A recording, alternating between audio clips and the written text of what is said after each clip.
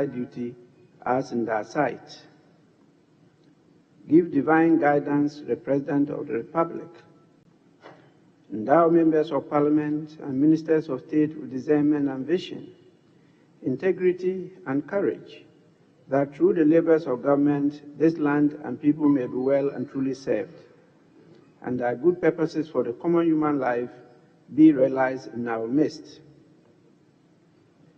O God, grant us a vision of our country, fair as it might be, a country of righteousness, where none shall wrong his neighbor, a country of plenty, where evil and poverty shall be done away with, a country of brotherhood, where all success shall be founded on service, and honor shall be given to the deserving, a country of peace, where government shall rest on the will of the people, and the love for the common good. Bless the efforts of those who struggle to make this vision a living reality. Inspire and strengthen our people, that they may give time, thought, and sacrifice to speed the day of the coming beauty of Ghana and Africa. Amen.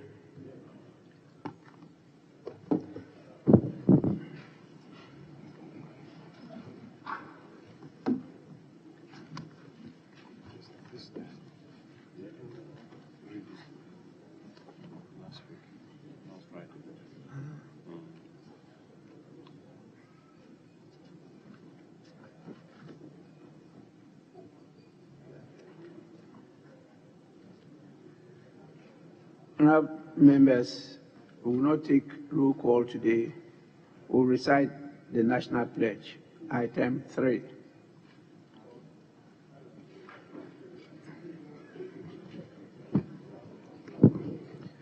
I promise on my honor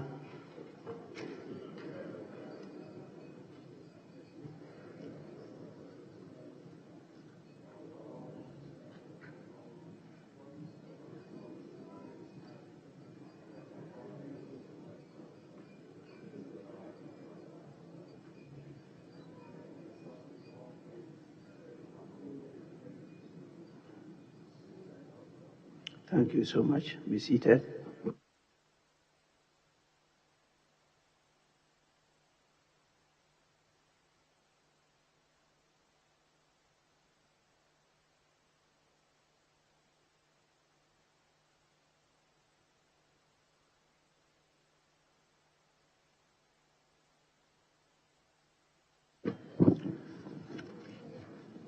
Honourable members, I have a message from His Excellency the President. I think this message should have been read last week. It's a message dated 11th July 2024. It reads, Mr. Speaker, absence from Ghana. In accordance with Article 59 of the Constitution, I write to inform you that I'll be traveling outside the country on Friday, 12 July 2024, to Banjul, the Gambia, to hold discussions with the President of the Gambia, His Excellency Adama Barrow, on the upcoming election of the next Secretary General of the Commonwealth, scheduled to be held in October 2024 in Apia, Samoa. I will return to Ghana in the evening of the same day. During my absence, the Vice President, Alai Dr. Mahmoud Baumia, shall, in accordance with Article 68 of the Constitution, act in my stead. Yours sincerely, Nana Adodankwa Akufo-Addo.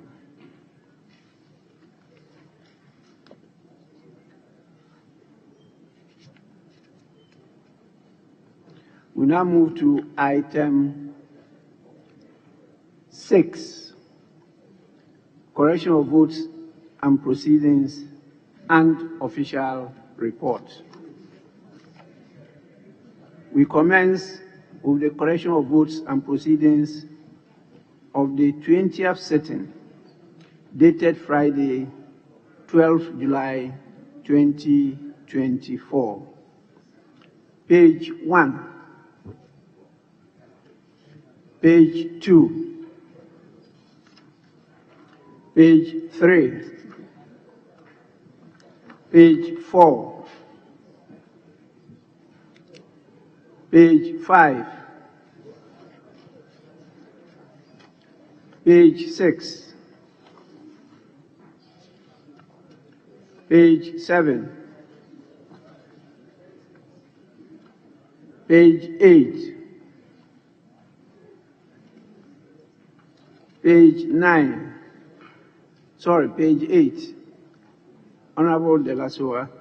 Thank you, Right Honorable Speaker. I was present on Friday.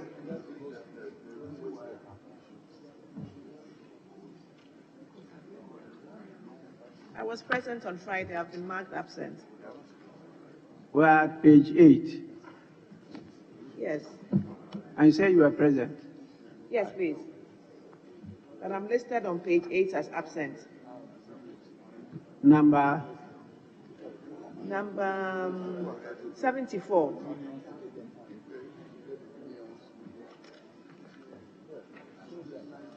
Table office, kindly take note. Page 9. Page 10. Page 11. Page 12.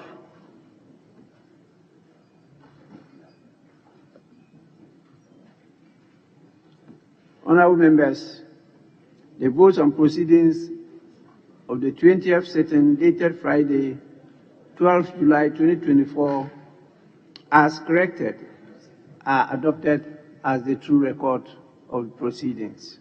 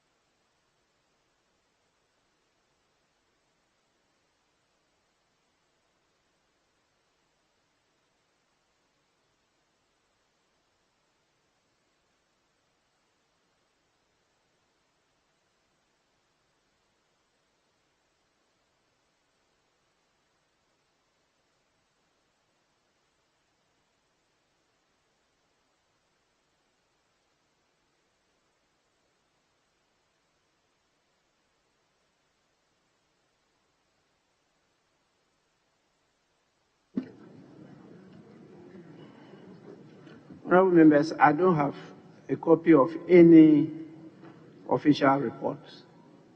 And so we'll move on to the next item, which is, well, in conclave, we agreed, that is your leadership and my good self, not to take questions today, but to go to public business to take a few papers for presentation. Is that the pleasure of the House?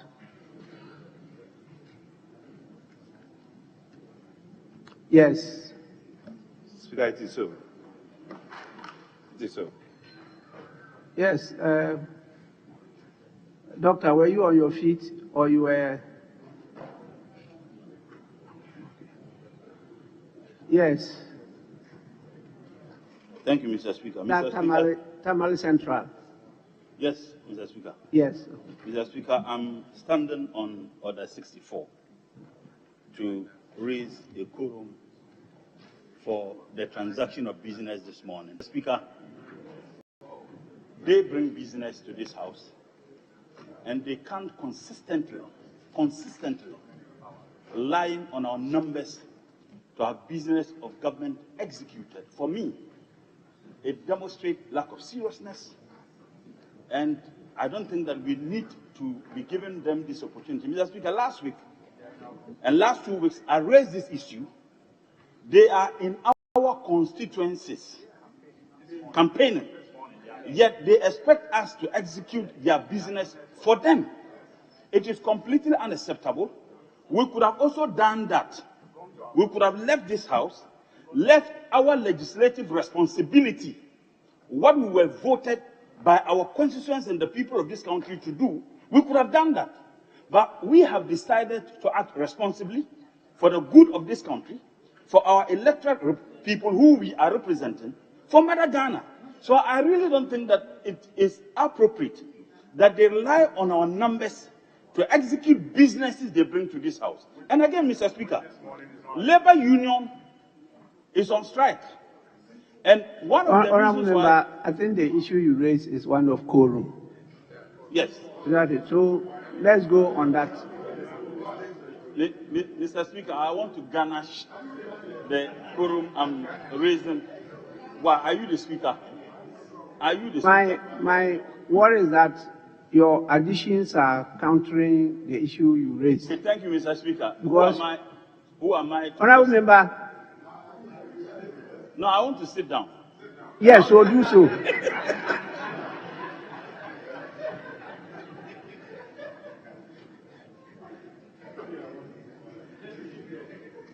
If after raising the issue of quorum, you proceed to talk about them relying on your numbers.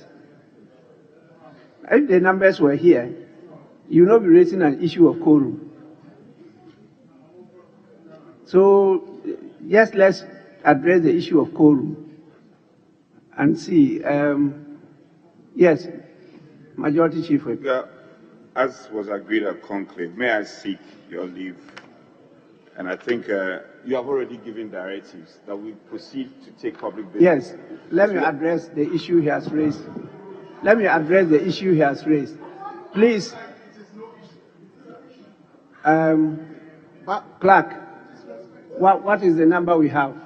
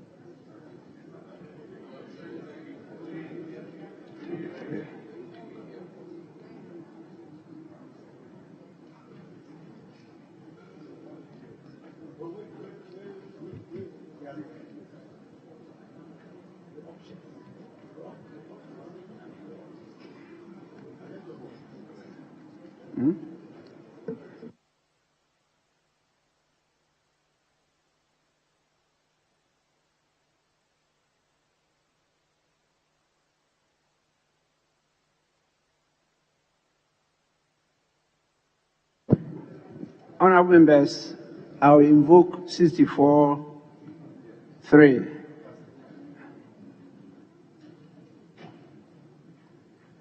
And 3 is talking about the numbers, and so as of now we have 48.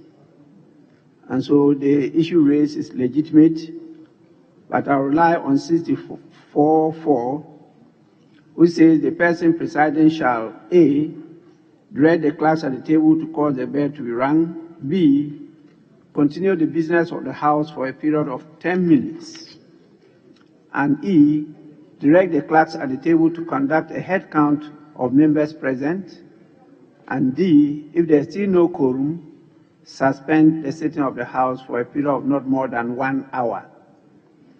And then we go to 5, if on resumption of the sitting there is still no quorum upon the conduct of a head count, the House shall stand adjourned till the next sitting day without question being put. So I invoke 64(4). Now, yes, Majority Chief. Speaker, I thank you for your guidance. Shall we proceed to public business and take item 11(O) on page 13, with your leave, Speaker?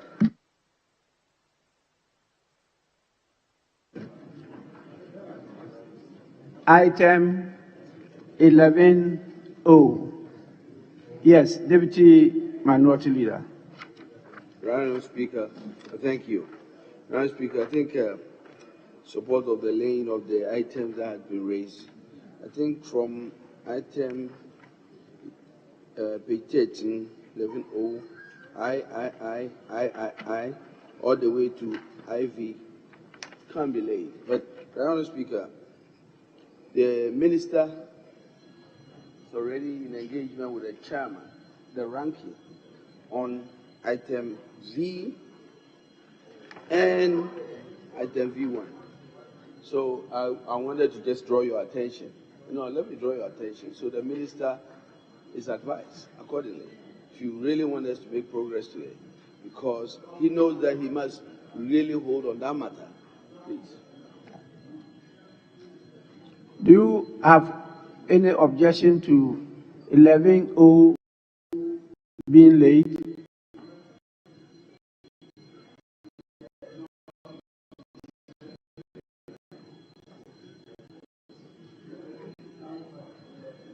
Your mic is not on. Yes, but what is before us is 11. Yes, O has got up to. But O goes to VI. And I'm saying that there are two items on that we must really hold on and engage the minister on. So your issue is that the rest on 11O laid except VI. Rightfully so, right now, Speaker. Yes. Speaker, I think my colleague, there's no issue with that. Inherent conditions for laying of papers is clear in our orders. So we have not flouted that. And Speaker, I think my colleague should check the orders properly. The orders have not been flouted, and the minister should be allowed to do the laying. If there are, sit down. If there are issues that to be dealt with, when it gets to the committee, and the committee, it could be dealt at the committee level, or when the report comes to the plenary, we can deal with it. But ab initio, you cannot stop the minister from laying it. Honourable Speaker, the intention is not to stop the minister. He knows that the practice in this house has always been that leaders are guided by the advice of the chairman and the ranking of these committees. Just received the call from the ranking. And I'm communicating, please, I'm communicating that. You can flout it, but let's see how forward. You can decide that you do your business. You don't even have a number.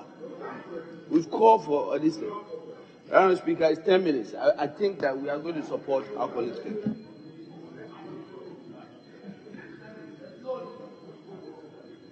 You don't want to cooperate with us, let's go ahead. Honourable Speaker, I think that if he's not going to cooperate, if he's not going to let us respect this house time-tested practice where leaders are guided by the advice of their rankings and chairman, I believe that we must go by the book. We don't have the quorum to do any business going forward. It's 10 minutes since you called for that. Speaker, I think this matter cannot be belabored. I had told you, you don't need to get angry. We have not flouted any of the provisions of the standing order. As we are at your discretion. But the minister should be at least allowed to lay the paper. And then, Speaker, out of your wisdom, you can do the appropriate referral. Then we can take it from there. So you raise the quorum just to stop us from laying the paper. This is most unfair. Yes, Tamal North. Thank you very much, Mr. Speaker, for the opportunity. Mr. Speaker, I share in the sentiments of the Deputy Minority Leader. And it is especially profound because earlier, my colleague, Honorable Mutala, raised the question of who should be leading when it comes to the discharge of government business. We are in the minority, ever willing and ready to support government to carry out its business. Now, Mr. Speaker, this which is about to be laid, many stakeholders, CSOs, have expressed very, very serious concerns and have called on the minister. Mr. Speaker, I will, if you permit me, Mr. Speaker, I do know that Parliament has what it takes to lead in the stakeholder engagement that is requested. I'm to guide you. That's just what I'm trying to do. Yes. I'm to guide you. Thank you, sir. Because it's when the paper is before us that the issues you are raising will come on. But after laying, if you go through our standing orders, Once sufficient copies of the paper to be laid are made available to the clerk, and I admit that it will be put on the order paper, it's come to the House, it has to be laid. When it's laid and referred to the committee, then the issues you raising could be raised at the committee level. They will be captured in the report. When it comes to debate, then we'll take it on.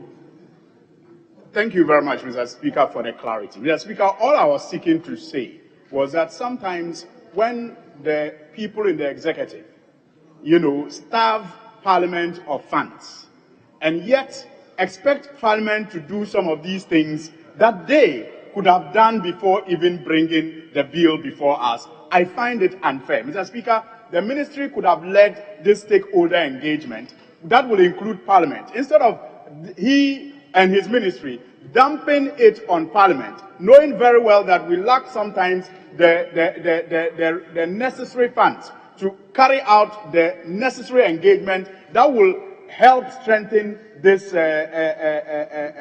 bill that is being passed. But, Mr. Speaker, of importance is the issue that you raised about sufficient copies. Mr. Speaker, as we sit in this House, none of us has a copy of what is to be laid.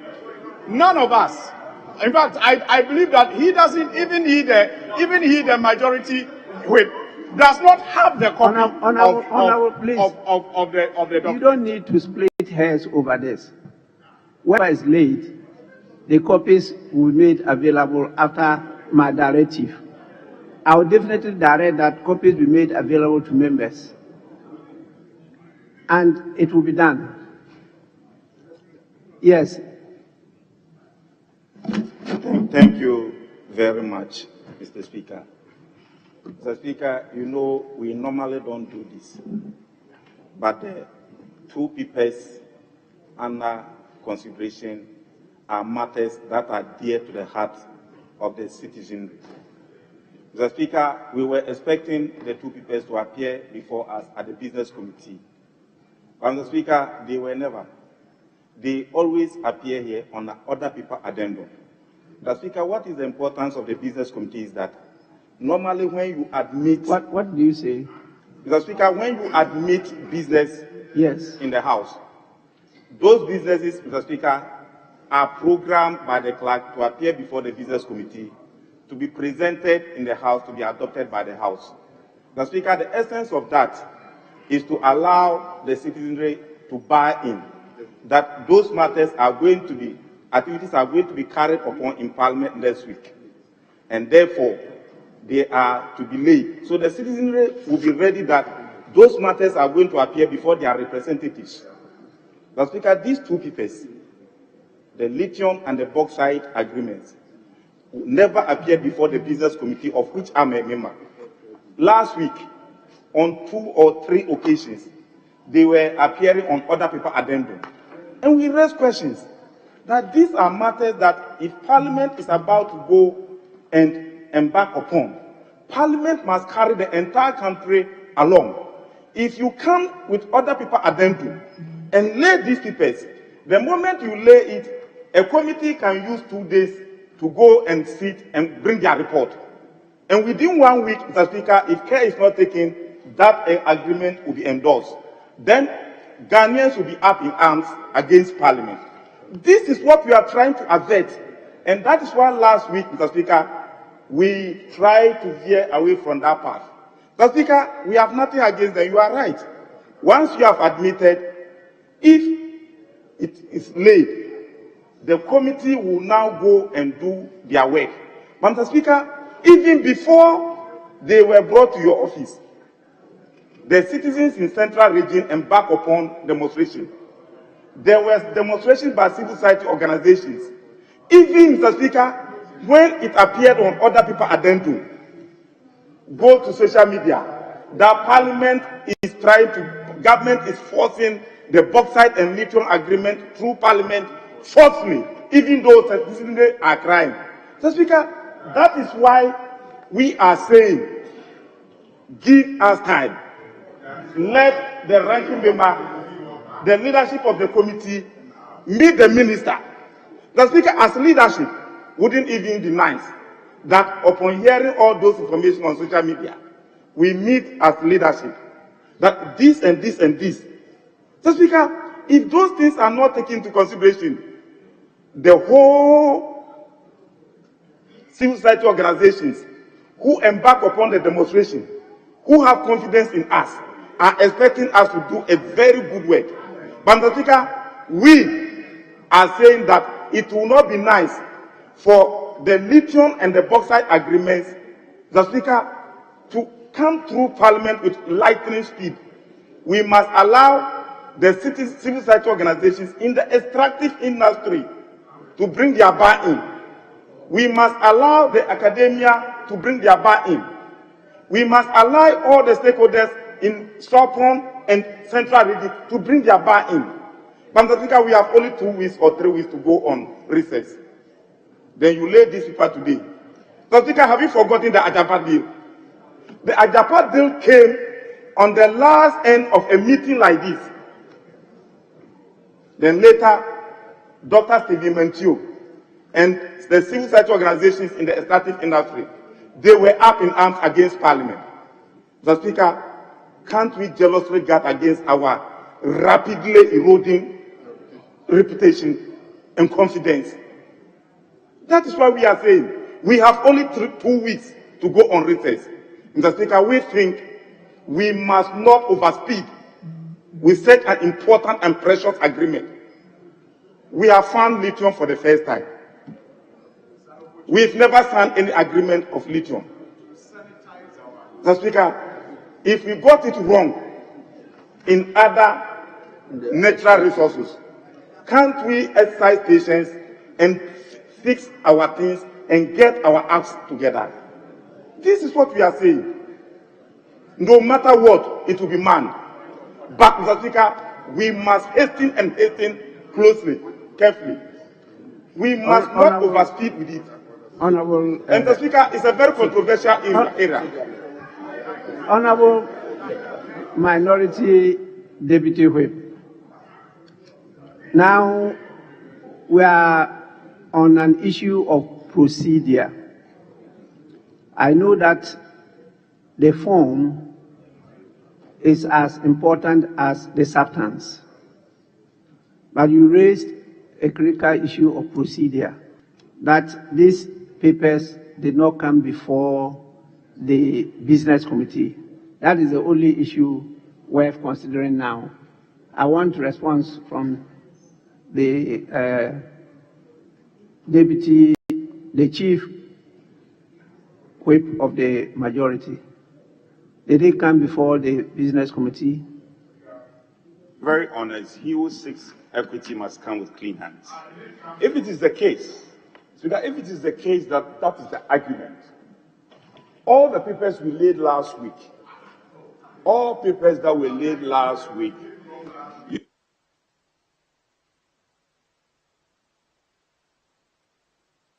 You are addressing me. Indeed, Speaker, I am. All the papers that were laid last week did not come before the business statements. That is the statement of fact.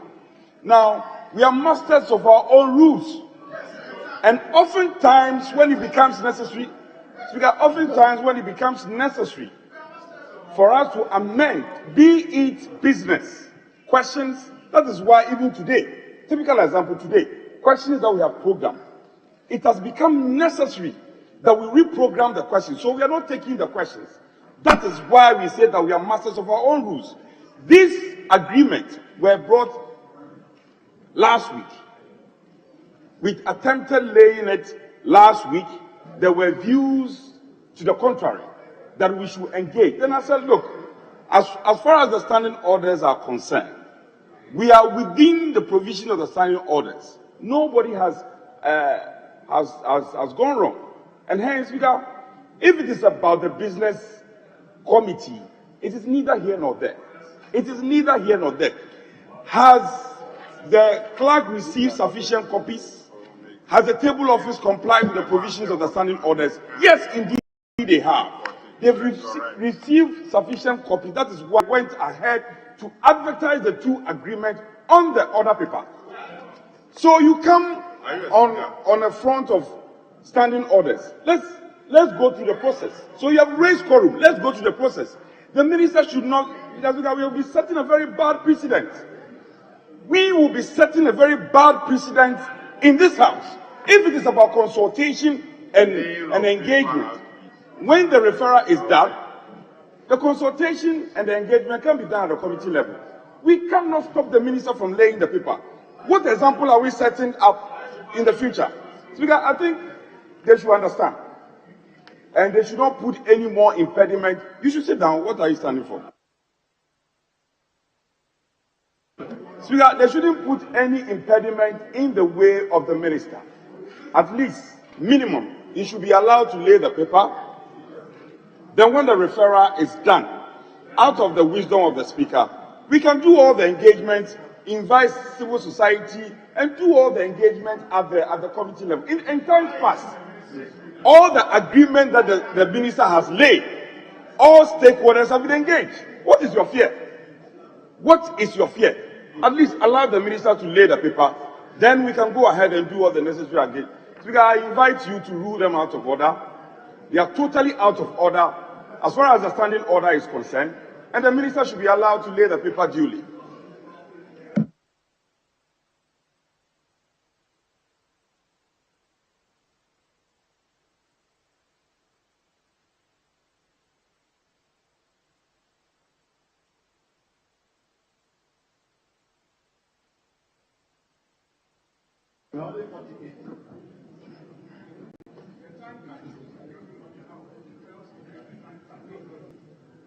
Deputy Minority Leader.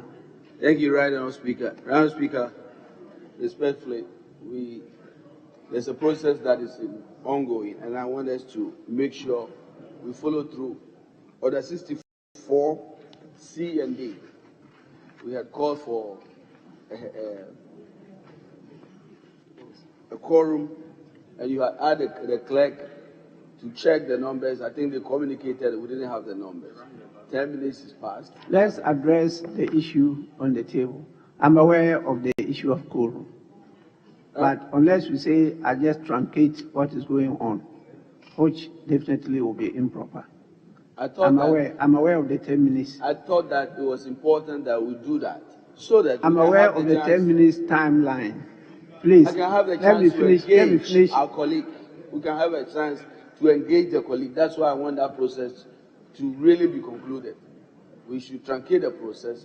We should break for, as our rules say, for 1 hour. Then we can get a chance to engage. Will you rule yourself out of order? The business statement. Please, you are completely out of order. Papers were delayed. Please.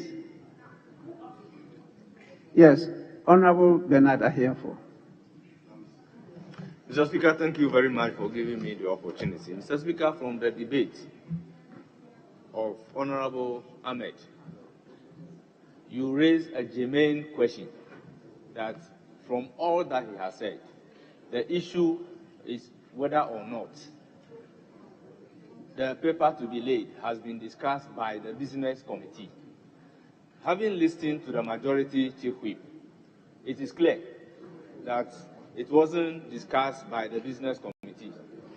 By his statement, he is alluding to the fact that these papers last week appear on the other paper addendum without the paper to be laid discussed by the business committee, and that they have not offended any rules. So, Mr. Speaker, he is just asking us to repeat the crime of last week.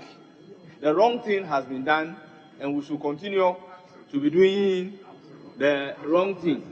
Mr. Speaker, there is an essence of having a business committee. They are to discuss these matters before it comes to the floor. There is a wisdom when a business committee is established, and they will have to meet, discuss these issues before it comes to the floor. So if he is saying that the paper has not been discussed by the business committee, yet they are not offending any rules, any order of the court, then he is indirectly telling us that we should no longer have a business committee of the House, because that was the very essence of the business committee. So, Mr. Speaker, we need to know why this particular paper to be laid, this particular agreement to be laid, has not gone through the business committee. And if the House is convinced that though it has not gone to the business committee, it is due to be laid, then there will be explanation to that effect. If not, we will urge the House to take a decision that let the agreement go through the business committee and end up in the House. Mr. Speaker, I so submit. Honorable members, leadership should, as much as possible, guide the House to do what the House wants to do.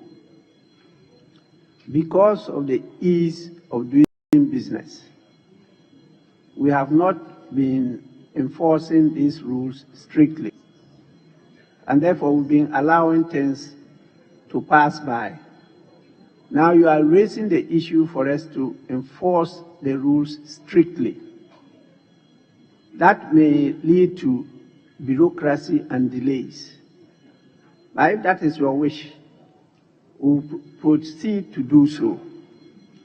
When business, such as papers or questions or whatever comes to the House, and sufficient copies are made available to the clerk draws the attention of the Speaker. The Speaker then admits the business. Can I please, the caucus of the women, honorable ladies, especially as we are fresh in the House, this is a very important matter we are discussing. Please, when the business is admitted by the Speaker, the business is to be sent before the business committee. And Order 216 is very clear as to the composition of the business committee, which is very deliberate in its composition. It comprises the leader of government business as chairperson, the minority leader as the ranking member, the chief whips, and not more than 11 other members. That is what we have approved in our standing orders. And they shall propose the business of each sitting and the order in which the business is taken, except that the House may determine which matters may properly be introduced in the House at any time. And that is why you have the weekly reports of the business committee. There are proposals. During the course of that, then we recommend issues of time as to how to handle the debate on bills, motions, private members' bills, private members' motions, and other businesses. Then we indicate the timetable for different hours. And this is what is usually adopted by the House. But the Speaker of the House has some powers, and that is in 2163. It says the power of the committee in Rule 2A shall not limit the power of the Speaker to propose which matters may be introduced in the House. So that is subject to the power of the Speaker. And usually, the Speakers exercise these powers, guided by the same leaders. For good reason, the leaders will come and discuss with the Speaker, usually in the pre-sitting conclave meetings. And that guides the Speaker to give the orders. And so these are not very strict rules. They are flexible because of the nature of the business we transact. And that is, I stated earlier on, that the leaders should guide the House to do what we have to do. Laying of papers, when they are on the audit paper, the critical issue that has been raised is the fact that it never went before the business committee. So when leaders disagree on that, it becomes a challenge. Because as the majority chief whip drew our attention, it means that last week, even though some of the businesses did not come before the business committee, leaders agreed. And therefore, the speaker could not be exercising his power arbitrarily.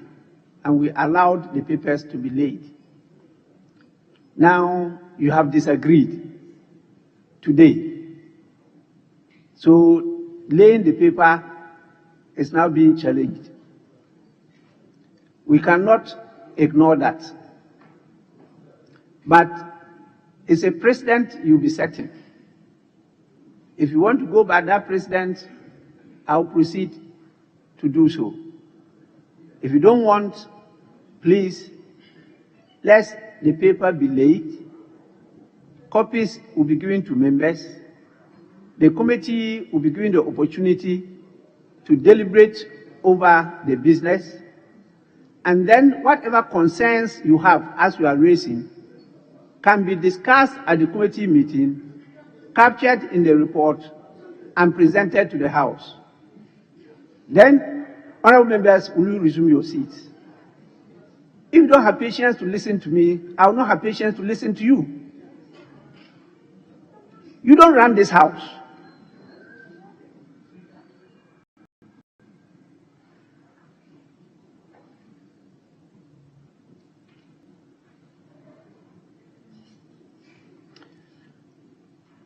What I can say is that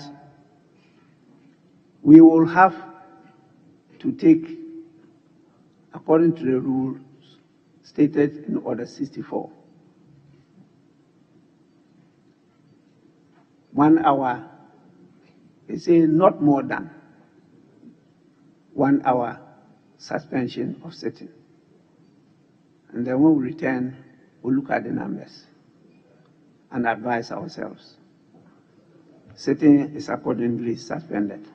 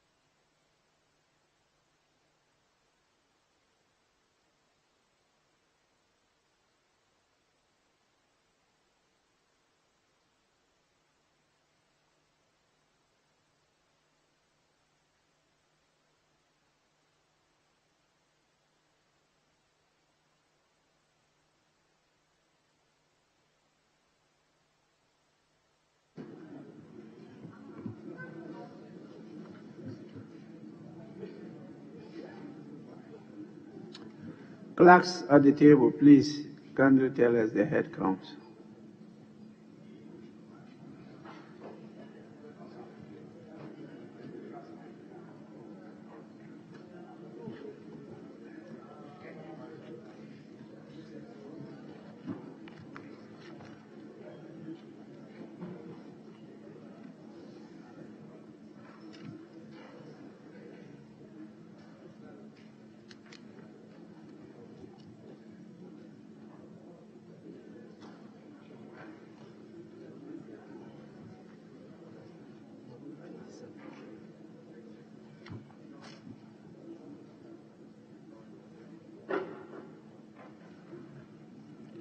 Honorable members, head count 24. The House stands adjourned.